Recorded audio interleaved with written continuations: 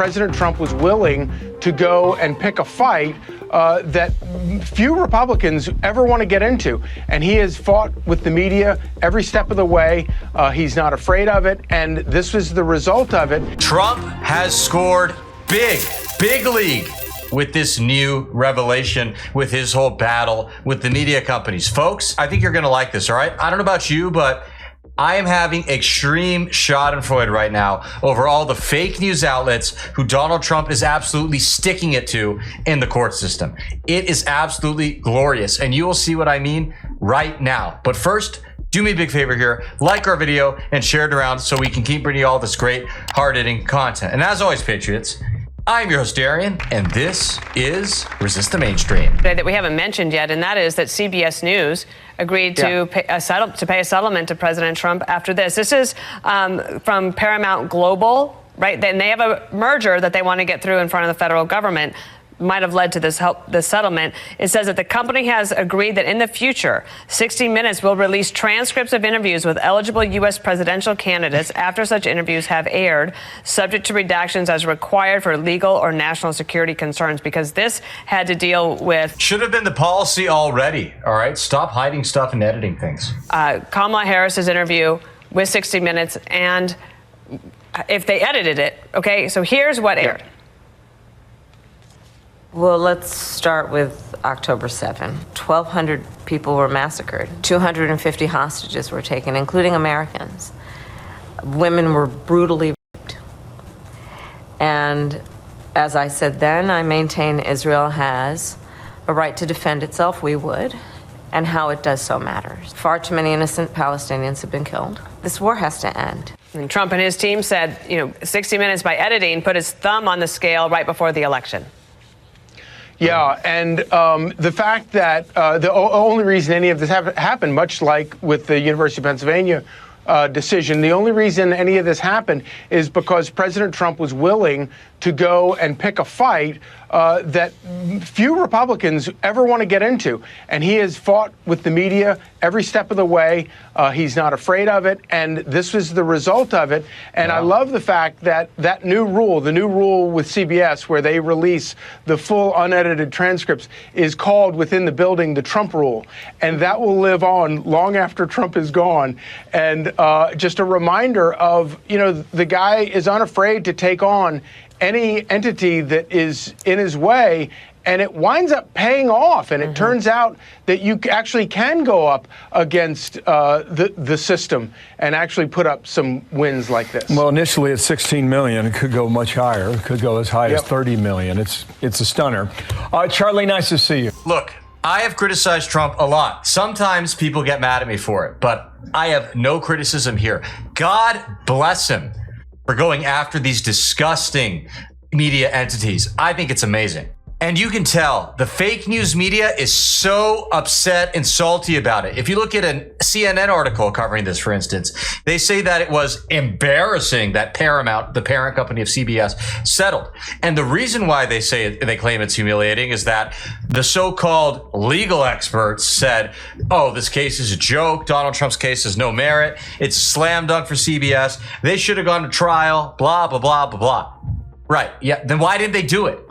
All right, I think it's obvious. They knew they were going to lose. What's kind of funny, too, is that actually the case involved a federal judge that was appointed by Trump, which I think that's hilarious. I love that. I'm sure the left is going to whinge and whine about that nonstop, say, oh, it's so corrupt. Oh, he's using the legal system to his benefit. Yeah, kind of like how they tried to throw Trump in prison for the rest of his life. Oh yeah, right. Just a little bit nastier than what Trump was doing, which isn't even nasty. It's just correct. And how about Donald Trump's recent tussle with ABC? Do you guys remember that? Namely, with George Stephanopoulos. Let's take a trip down memory lane, shall we? From some of us who've been raped, it can take 25 years to get up the courage and talk about being a victim of rape. And the first thing that happens when a woman comes out in public and says she's been raped, what is the first thing out of someone's mouth? Is that it didn't happen. This is why women do not come forward. They are afraid. Congressman, thanks for joining us this morning. And you've endorsed Donald Trump for president.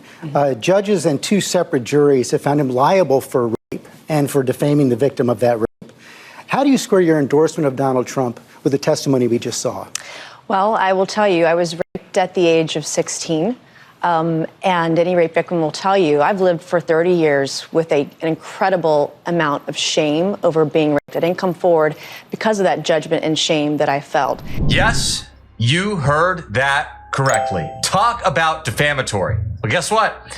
ABC and Stephanopoulos had to settle for $15 million. You love to see it. Now, you guys remember that guy? Some people called him Humpty Dumpty. Tucker Carlson, he called him that weird little bald guy on CNN. Yep, you guessed it. Brian Stelter. Let's see what he has to say about Trump's lawsuits.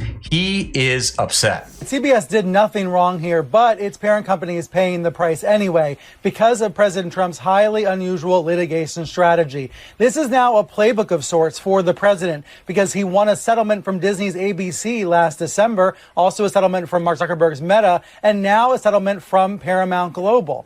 The interesting and unusual wrinkle here with Paramount, the parent of CBS, is that Paramount is trying to merge with a company called Skydance. And in order to merge, it needs Trump administration approval. That has led to widespread speculation that Paramount was willing to cut this settlement deal, in fact, eager to cut this deal, in order to get the Trump administration to bless the merger. Some Democratic lawmakers have used the word bribe to describe this. And one CBS correspondent said to me on condition of anonymity, everyone at 60 Minutes believes this is an act of extortion by the president. All right, I do have to criticize Trump. Why let them merge? Don't let them. They're monopolies.